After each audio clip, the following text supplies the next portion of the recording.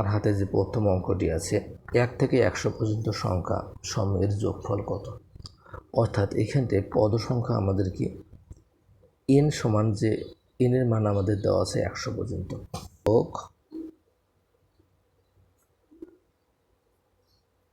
পদের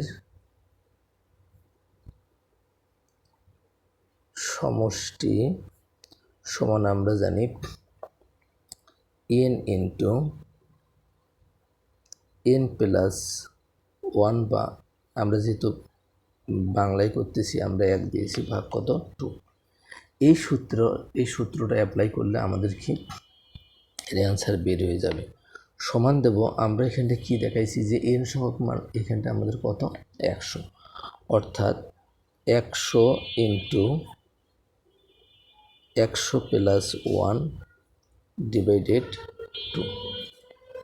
এখন আমরা সমান দেব, আমরা যদি 2 দ্বারা যদি 100কে ভাগ করি কত পাবো 50, গুণন 100 আর 1 কত 101।